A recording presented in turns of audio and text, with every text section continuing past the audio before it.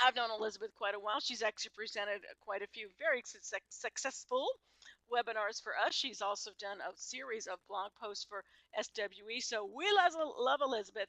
And I am now going to turn off my microphone, and Elizabeth Miller, CSW, CSS, is going to take over and tell us about the emerging wine regions of the United States. So thank you so much, Elizabeth, and it's all yours. Well, thank you, Jane. Hello, everybody. I just want to test my mic one more time. Does everybody hear me okay? Great. Okay. Well, let's get started. Welcome to Emerging Wine Regions of the U.S. Let me point your attention to the image behind the title on this slide. I love this image. We see a sun rising over a vineyard. We're kicking off with this image because this webinar is all about a new day in American wines. It's about new growth, new regions, and the optimism in the American wine industry today. I love this image.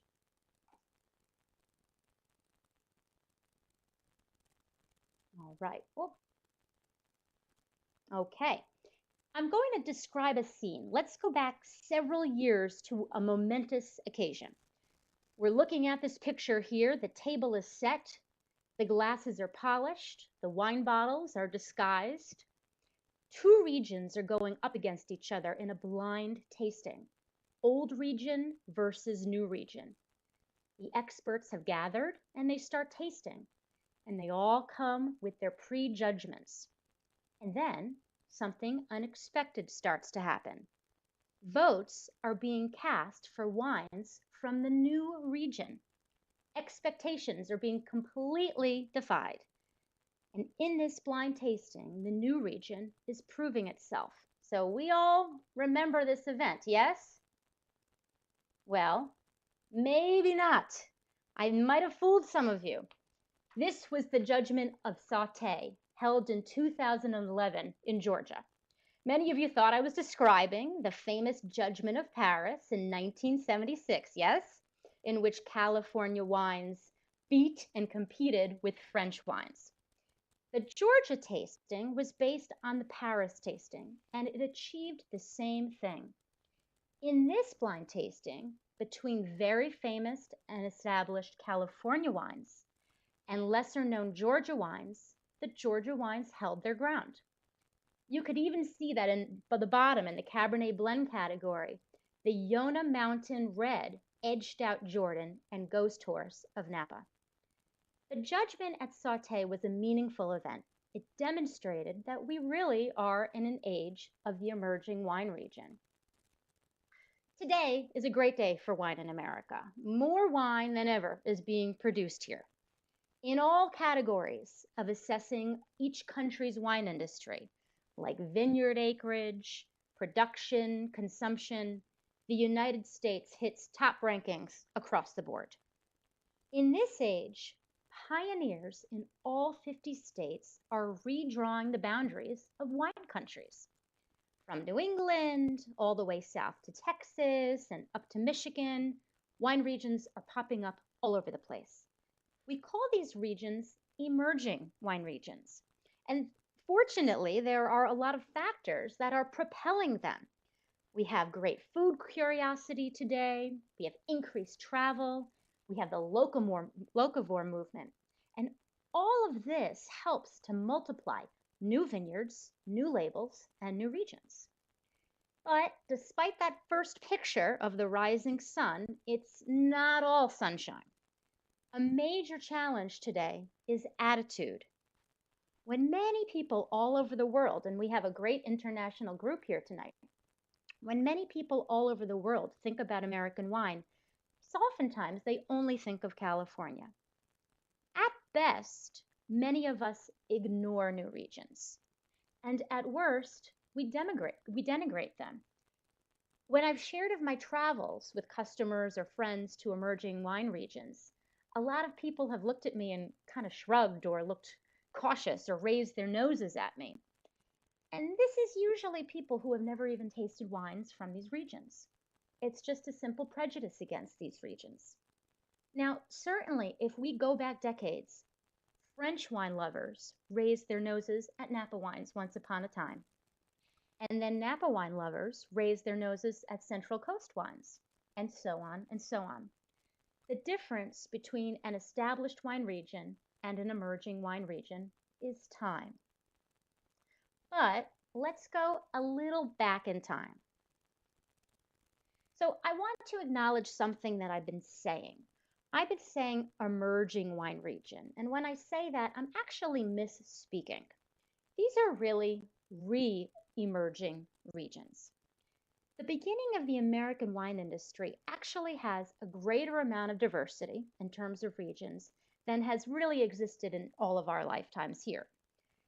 Today, one never thinks of Florida when thinking of American wine, but the earliest wine made documented in the United States was produced in Florida around Jacksonville in the 1560s by the French Huguenots.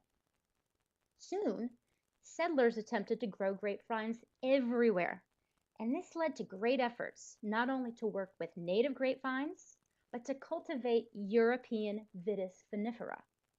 The Virginia Company even imported French vinifera and French winemakers to Virginia in the early 1600s. Winemaking was even a government mandate in many of the colonies. In Virginia and the Carolinas, they set winemaking as a goal in their founding charters. Over in Kentucky, their government passed a bill to establish a commercial vineyard and winery in the 1700s, and the operation was quite successful. A few years into that operation, several casks were sent to President Thomas Jefferson in Washington, D.C. So that I could say means that the wine industry was flourishing throughout the original colonies. Now, heading over to the Southwest, viticulture, surprisingly, has an equally old history. As early as 1629, wine grapes were planted in the Rio Grande Valley in New Mexico. Viticulture took hold in the area, and within 2 centuries, wineries were producing over 1 million gallons of wine, which is more than many states are producing today. Over in neighboring Texas, the father of Texas saw the potential, and this father of Texas was Stephen F. Austin. That's where we get the city's Austin's name. He came to Texas with the first colonizing families in the early 1800s, and he observed the potential for viticulture, and he said this great quote, "Nature seemed to have intended Texas for a vineyard to supply America with vines." Now, let's not forget the Midwest. Believe it or not, and Jane touched on this in the quiz, which was a lot of fun to see, the first producer to be considered truly successfully commercial was founded in Ohio, and that was Nicholas Longworth, who made sparkling wine from that native grape. He kicked off his business in Cincinnati in the 1830s and was quite profitable and quite established. And you could see this advertisement here, an advertisement being great evidence of being quite established in this business. Over in Missouri and Illinois, the industry was growing as well in this time. German immigrants, in particular, were pretty instrumental in building the wine industry over there. Now, you want to hear a shocking fact? By the end of the 1800s, Missouri was second to California in wine production. That was a surprise to me when I learned that as well. But it proves that our history is a history of diversity in wine regions. All over the country, wine production was a deliberate and profitable endeavor. But then at some point, there was nothing but obstacles for everybody. Phylloxera was ravaging the West. Pierce's disease was ravaging the East. Black rot was plaguing everybody else. And whatever was still fledgling after all of these natural disasters was virtually destroyed in 1919. And we all know what that is, yes? Prohibition. And we all know the ramifications. Essentially, there was a long pause everywhere. Now, California started to come back first for many different reasons, one including the fact that it's viticulturally ideal. It thrived early. But it would take decades for the rest of the country to catch up. The 70s and 80s laid some of the groundwork for many states. But really, it's this millennium that we're living in that is the age of the emerging wine region. Now, this is a great graphic I found from the New York Times. They made an interactive map. If you could find it on their site, you could click on everything and it gives you great information. But they made this map to quantify the number of wineries in the US. And that big pink dot there represents 500 wineries. Now, when I look at this, I see a pattern of re-emergence.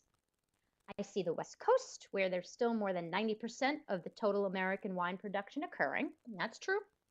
But I also see the Rocky Mountain region, notably Colorado. I see southwestern United States, notably Texas and New Mexico. The Great Lakes region catches my eye with big dots on Michigan, northern New York, Ohio. And the East Coast has that big band of pink running through it with New Jersey, Pennsylvania, North Carolina, even all the way down to Florida. Now, here we see a breakdown of the states by gallons of wine produced. Please don't hold me exact to these numbers. I don't want to focus on the precision of the numbers entirely. We see they're from 2012 reportings, but I just want to give a sense of trends and of things that might surprise us.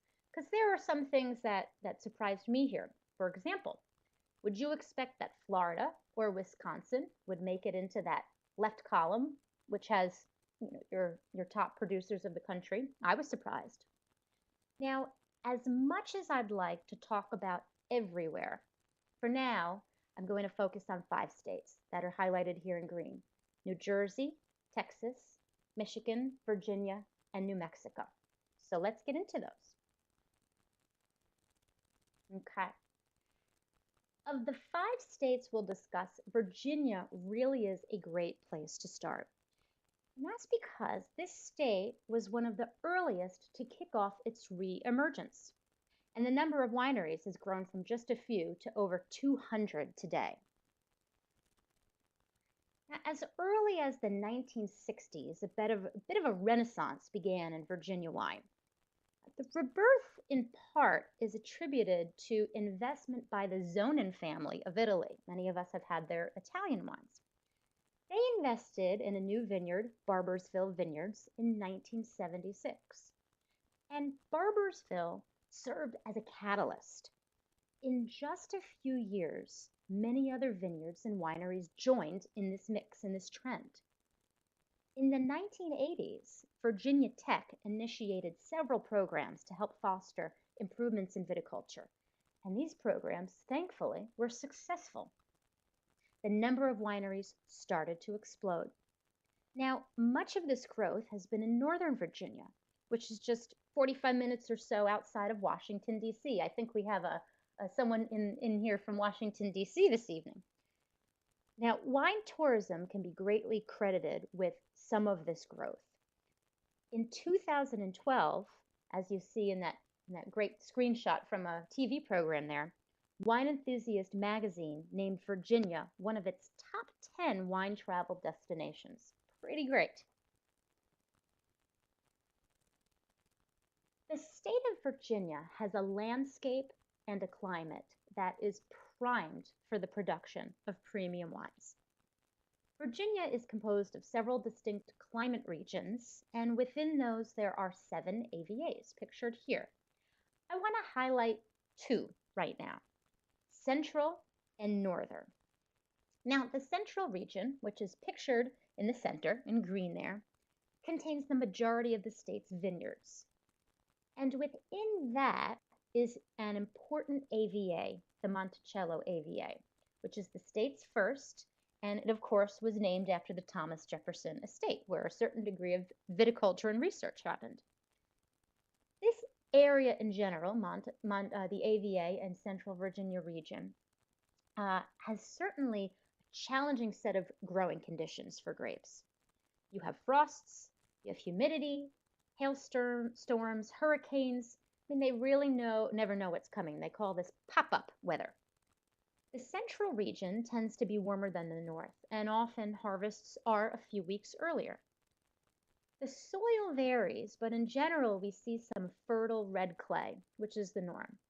Now, the clay doesn't make the Cabernet Sauvignon the happiest it ever could be, but Merlot and Cabernet Franc are very, very happy there. Up in the north, in the orange, we are in Cabernet country. We see cooler temperatures up there with the Potomac River, as we know, which runs through DC, also comes through this area.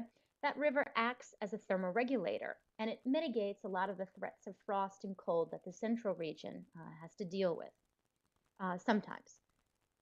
Second, the soils are composed in large part of granite, and the Cabernets here can rival the Medoc in Bordeaux. Many Virginia winemakers are arguing for the blend. They compare Virginia's terroir to more intense Bordeaux. They believe that Virginia's future might lie in the mastery of the Bordeaux blend, bringing Cabernet Sauvignon, Cab Franc, and Merlot together. So we'll see. For Virginia's history, if you go back to those early colonial years, wine production has been a little bit more challenging than people probably would have liked. Only as of late is Virginia getting a hold of Vitis vinifera. Today, Vitis vinifera varieties represent 75% of total production. And some of the top varieties are Chardonnay, Cab Franc, Merlot, Vidal Blanc, and Viognier. Now, this came up in the quiz in relation to Missouri, and Jay mentioned Missouri and Virginia like to go head to head over this. Another interesting group featured on the right there by Chrysalis Vineyards is Norton, which is a native Virginia hybrid. It has been hailed as bulletproof due to its cold hardiness. And if you haven't tried Norton, I advise you to do so, and I advise you to try a Virginia Norton. It's full-bodied and has beautiful dark fruits. It's really lovely. I want to spotlight this producer, Chateau Morissette. This allows me to highlight a really great winery, and it also allows me to highlight one of the challenges of selling Virginia wine. Today, the industry is composed mostly of small family-owned producers. Only the largest have developed distribution networks. Many wineries rely on wine tourism and direct sales for most of their revenue, and this can be limiting. So what do you do if you're in Virginia and you want to sell your wines? Well, Chateau Morissette, which is one of Virginia's oldest wineries, has found another distribution channel, China. In 2013, Chateau Morissette signed an agreement to export its wine to China. This arrangement was put in place with the help of the Virginia Department of Agriculture. Great collaboration. The deal starts with exporting Merlot, but in the future, they are looking to export more varieties. This is a really positive step, both for an emerging wine region to find more distribution, and also for the Virginia wine industry to grow its presence potentially in the global wine scene. All right, let's head from the East Coast, where I can tell you all it's quite chilly tonight, to hopefully a place where it's a little more warm today, the Southwest. Let's head to New Mexico. Now, would you believe that New Mexico's wine industry predates California's by over a century? So we're talking about a serious region here. When we see the numbers today, we are seeing an industry that's a little smaller than what we just saw in Virginia. But you also see one very special thing coming out of New Mexico, and that's sparkling wine. And this is where some of you Gruet drinkers, I think, are going to enjoy this. New Mexico, in my subjective opinion, is really America's champagne. Now, after Prohibition, fate was not done knocking New Mexico down. There was more to come. At the turn of the 20th century, the Rio Grande experienced extensive flooding. In 1943, the largest Rio Grande flood of the century occurred, which destroyed a lot of vineyards throughout New Mexico. This would prolong that pause in the industry all the way up into the 1970s. Then the first winery opened, La Viña Winery, pictured here. The next year, a huge government-sponsored study began in which grape growers were encouraged to plant French hybrid grape varieties. And this kicked off a revolution. By the 1980s, it was great. Production was up. And then there was this rush on the vineyard land.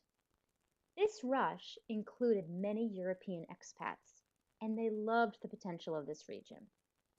The modern New Mexico wine industry was born anew, and today there are over 60 wineries that are nearing that 1 million gallon mark that we saw in New Mexico's earlier history. Now, while the wine production is up, grape production has not kept up. Some producers are still importing grapes from other states to meet their needs, but initial steps are underway to help this. For example, pictured here, researchers at New Mexico State University's Los Lunas experiment station are working with new varieties that are more suitable to the state's climate and soil. So we should see this changing. New Mexico has 5 major wine regions pictured here, and we see one of them from the quiz earlier that Jane had put up. I want to highlight 2, including one from the quiz. So let's look down in southern New Mexico. This is where the majority of grape growing is accomplished. There are more vineyards down there than in any other part of the state. The climate is well suited for grape growing. In fact, many of the northern wineries source their grapes from these southern parts. The south includes that AVA that was mentioned in the quiz earlier, Mimbres Valley in the bottom corner in the red.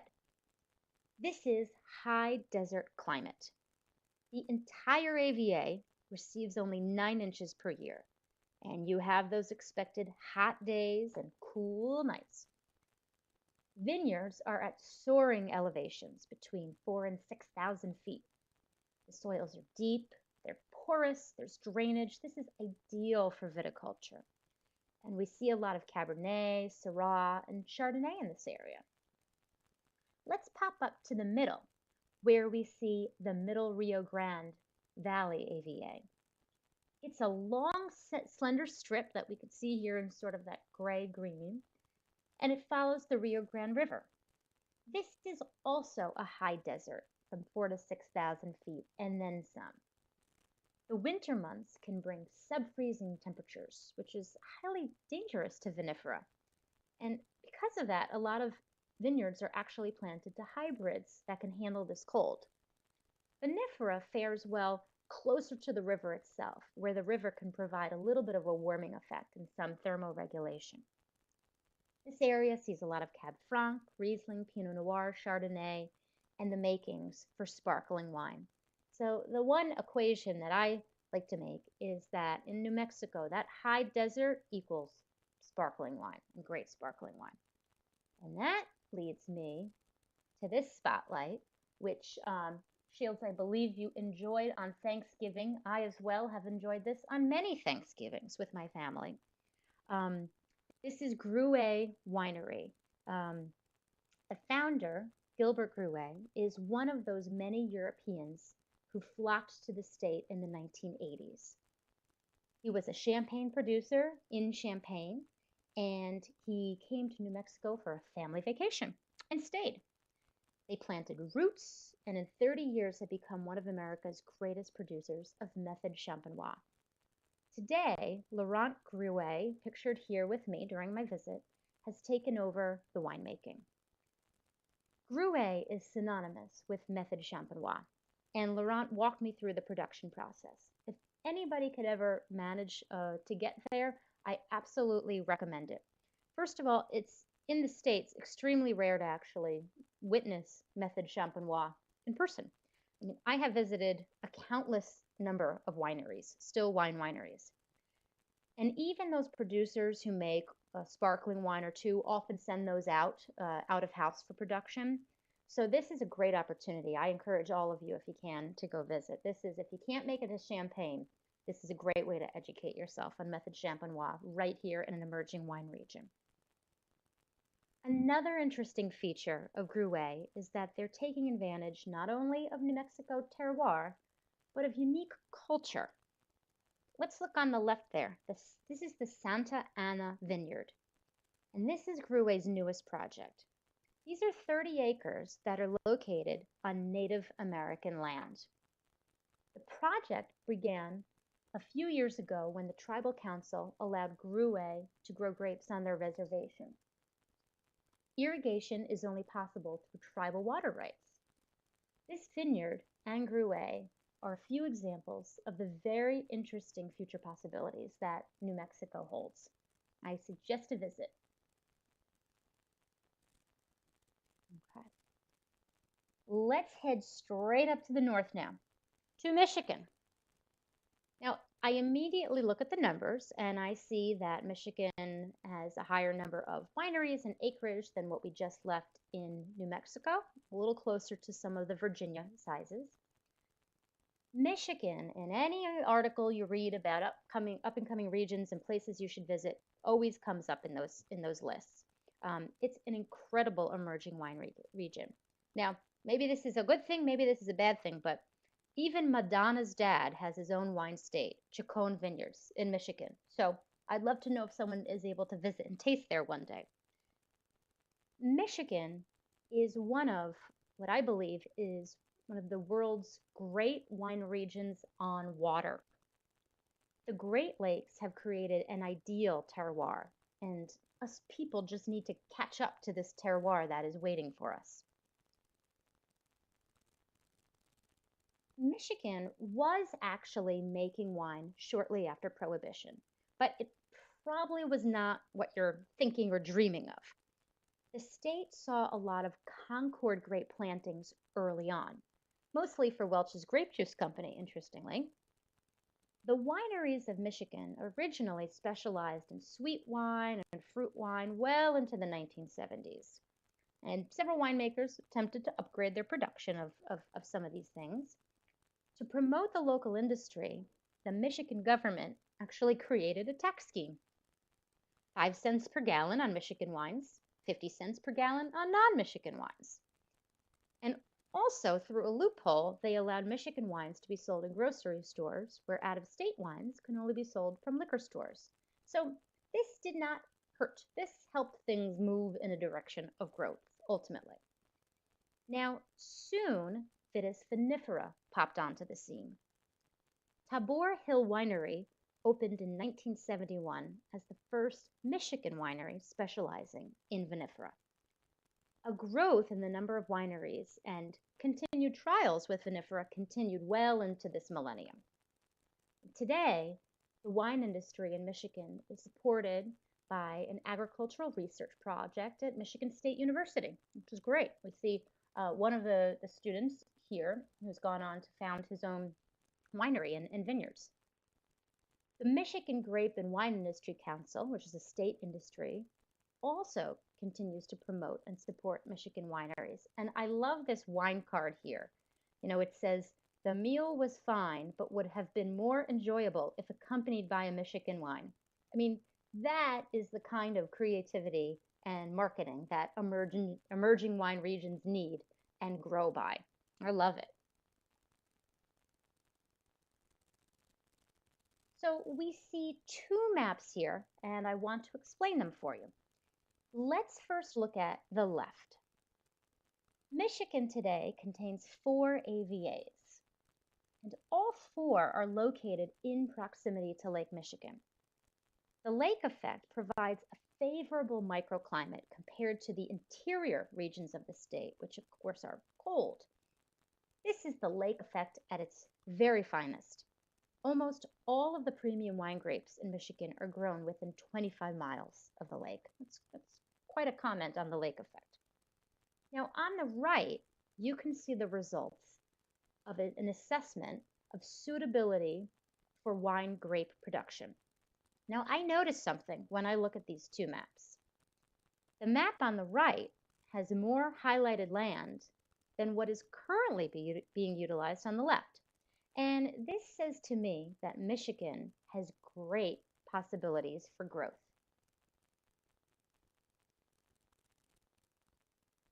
Even though the lake effect does make grape growing possible, let's be honest, this is still cold climate.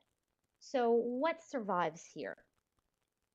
Think crisp, refreshing whites and easy, cool climate reds. Standouts include German and Alsatian varieties like Riesling and Gewürztraminer. Riesling, in fact, is the most widely planted grape in the state. And reds include Cab Franc, Pinot Noir, things that we would expect in this cooler climate. Now, I think Deborah earlier mentioned Black Star Farms, so good call on that, Deborah. Um, Here's a spotlight on them. And I want to spotlight them because they're great, but it also highlights Michigan's real specialty, which is true ice wine. Michigan is ideally suited for ice wine. Now, most other states cannot produce this decadent style of wine. It just doesn't get cold enough. Ice wine requires an early hard freeze, and there are strict rules governing the harvesting and handling and labeling of ice wine, not just in Michigan, but internationally. Black Star Farms has received awards for their ice wines, both in local and in national competitions. They're a small winery, but they have an amazing handcrafted approach. And Black Star Farms can rival international ice wines and really make Michigan a true world-class region. Now, I'm going to change this slide quickly because I'm seeing snow and I don't want it to snow yet in New York. I'm moving to California to escape it. So let me get this snow off the slide. All right. Okay, let's head back to the East Coast. Let's go to New Jersey. All right, I'm going to be honest. New Jersey probably suffers most from that prejudgment attitude against emerging wine regions. It's not a state that many people would immediately identify for wine production. But let's remember back to that earlier slide of the states listed by wine production in gallons. New Jersey was actually quite high on that list. It oscillates often between 7th place and 10th place in the nation in total wine production. So this is a serious contender.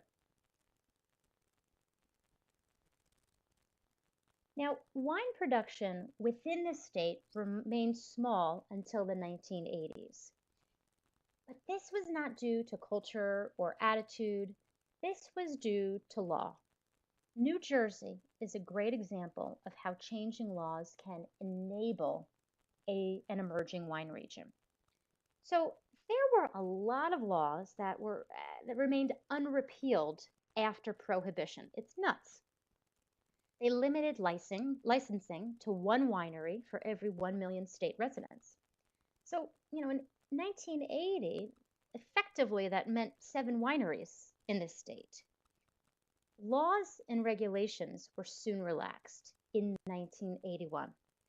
The state passed the New Jersey Farm Winery Act. Of the many changes, that allowed anyone with a minimum of 3 acres and a certain amount of vines to apply for a winery license. And the wine industry was allowed and reborn. Today, that number of 7 has turned into over 40 wineries. New Jersey is very geologically and climatically diverse. We have a different north and a south. Northern New Jersey, and we could see here working on both of these maps, has more of a humid continental climate. And it's also cooler due to higher elevations. It's mountainous and rocky, as you can see on the topographic map on the right. Grape growers must consider and select cold hardy varieties for cultivation. The outer coastal plain is a whole other planet. That's where I've done some tasting. It's really enjoyable. They have sandy soils. A maritime climate obviously is in effect because of the Atlantic Ocean. And there's a much longer growing season and more sun exposure here than in the north. All of the common wine styles are produced in New Jersey. Chardonnay, Cabernet, Cab Franc, those are some of the major varieties. An interesting standout is Chambourcin, which is pictured in the top left. This one is from Working Dog Winery, which I love. A lot of emerging wine regions seem to have dogs at their wineries. They seem to go hand in hand. It's the mascot of the emerging wine region. Now, Chambourcin's parentage is uncertain, but it is a French-American hybrid that was originally came about in the 1800s.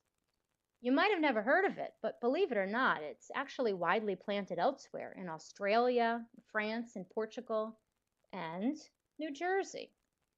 It has really good resistance to fungal disease, which combats some of the state's humidity that I mentioned, and it produces a deep colored and aromatic wine.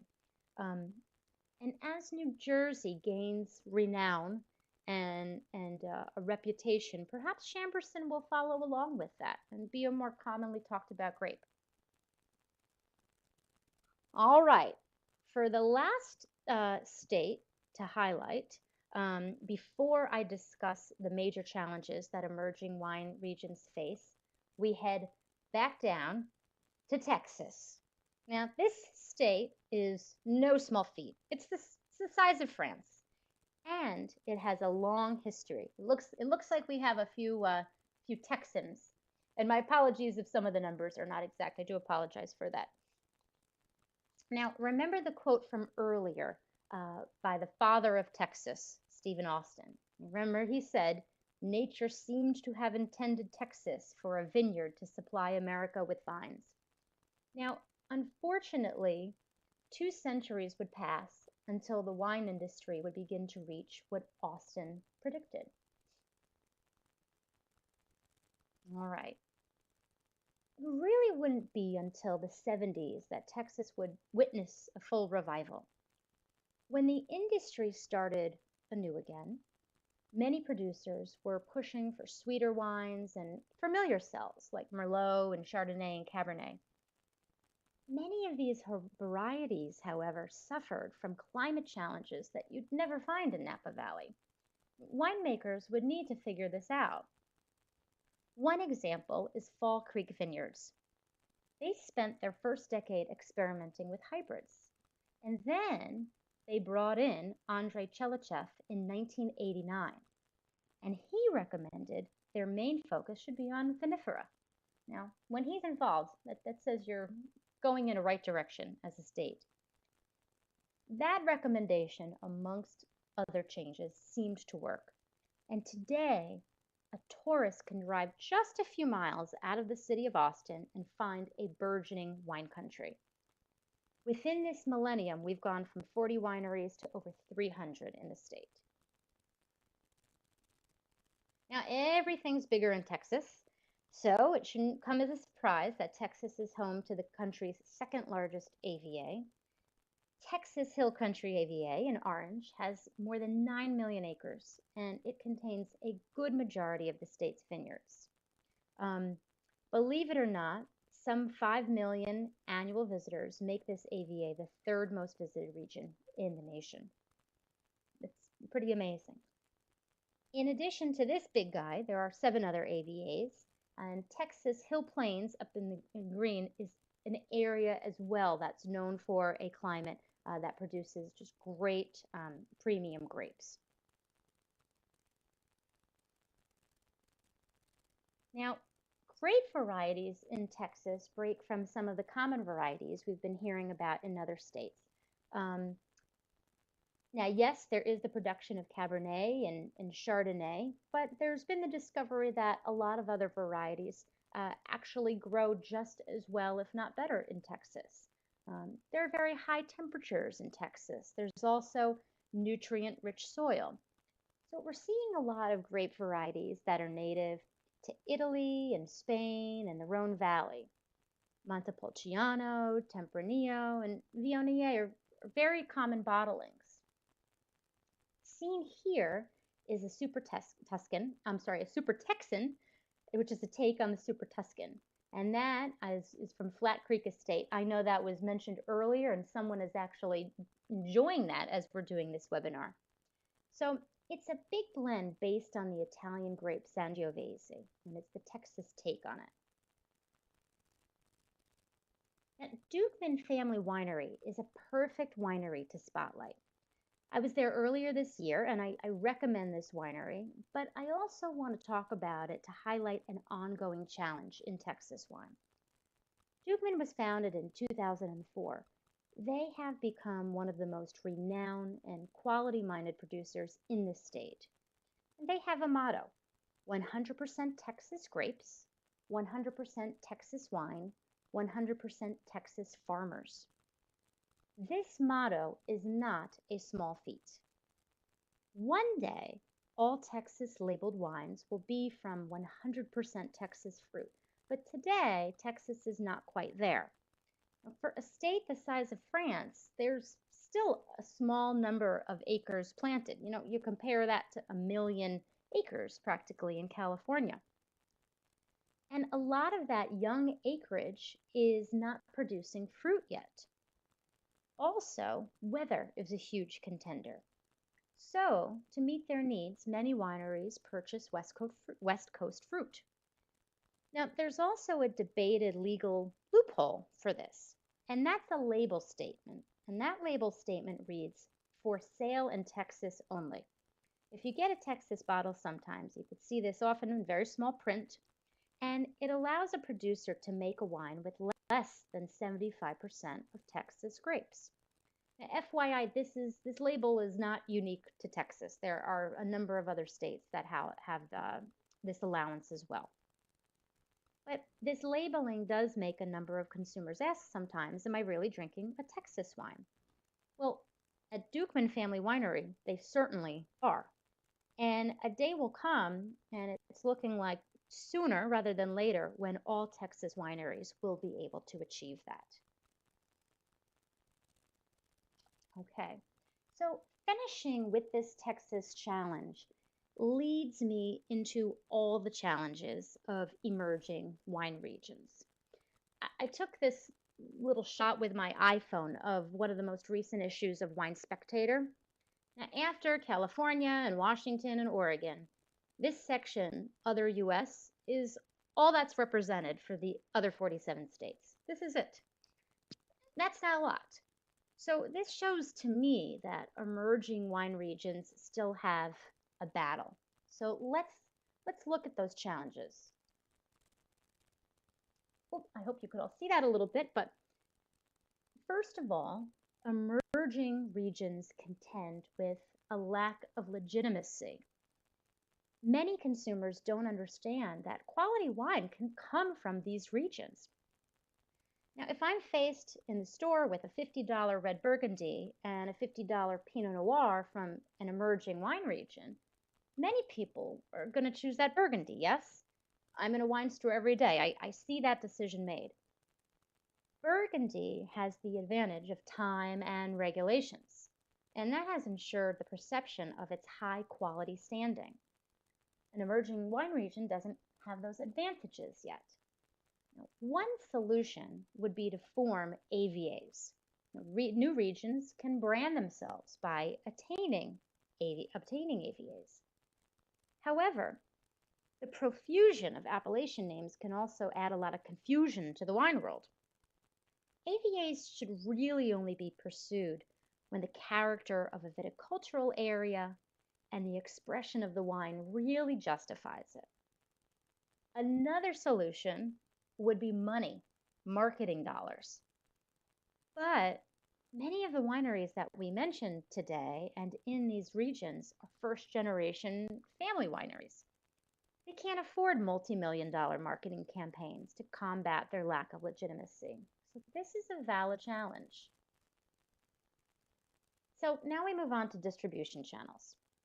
Let's say you're an emerging wine region. You made really great wine. Okay, now you have to sell it. And that's where distribution channels come in. Following prohibition, the federal government allowed each state to regulate the production and sale of wine. For the majority of states, this led to the development of a three-tier system, right? Between producer and wholesaler and retail or a restaurant. Historically, this actually made large wholesalers very powerful and little producers very weak.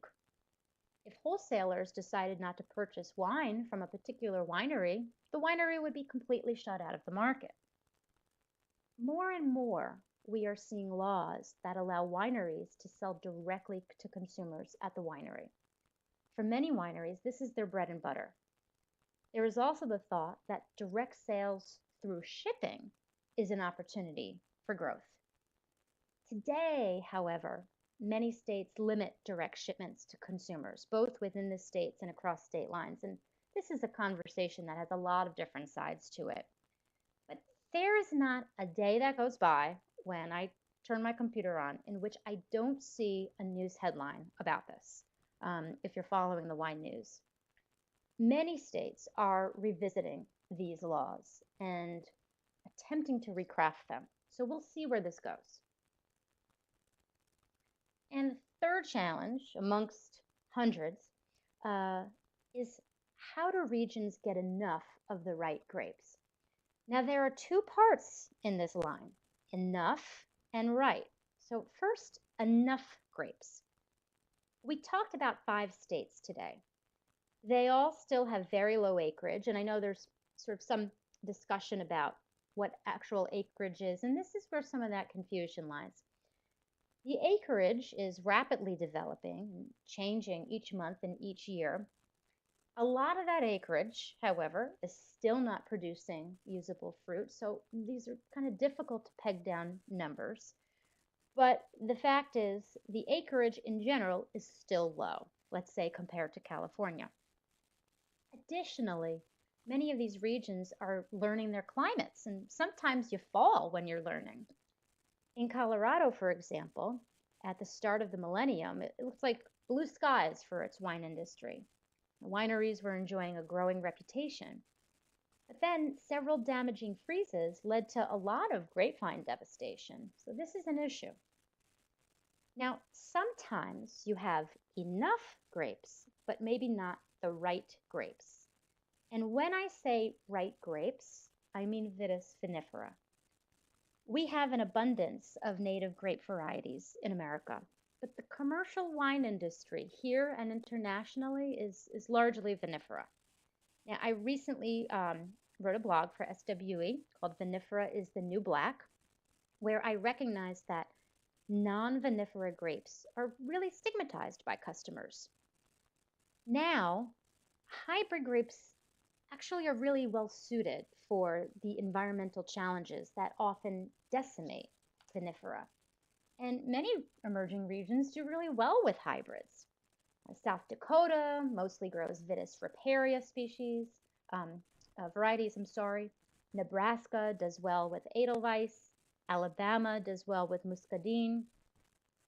But, we need to ask ourselves honestly, will an emerging wine region break out into fame with these grapes? And I can't say with confidence that today that answer is definitely yes. Maybe in the future, but not today. So before I sum up this webinar, I want to touch on one more reality. And this reality is blurring the lines between established regions and emerging regions, and that's climate change. And I have not visited one winery in the last several years where this is not a conversation and a reality in their life. Rising temperatures worldwide have an extraordinary effect on agriculture.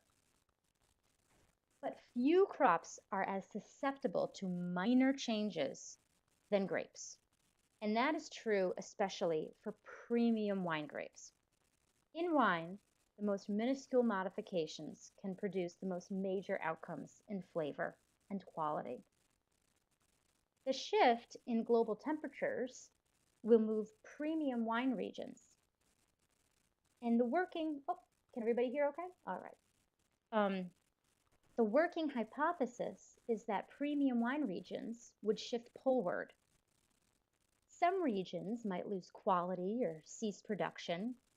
And unfortunately, the most dire prediction that I've read is that by 2100, it's possible that the United States could lose up to 80% of its premium wine grape acreage. I hope that does not happen.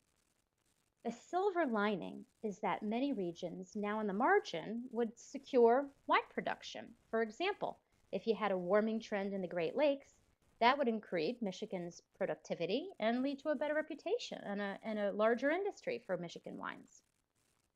Regardless, we can expect the familiar map of the wine world to be redrawn.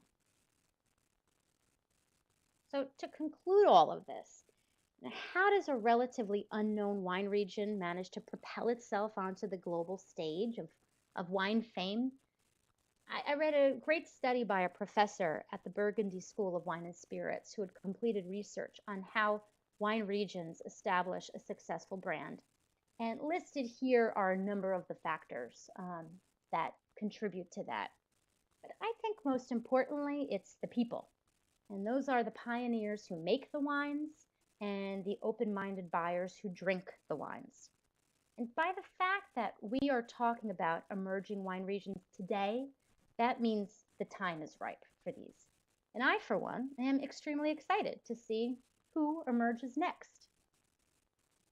So thank you, everybody. Thank you so much for listening to this. Are there any questions? I'll do my best to answer them.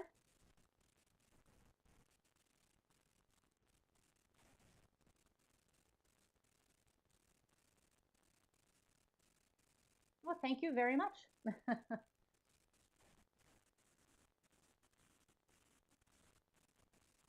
Great. Well, thank you, everybody.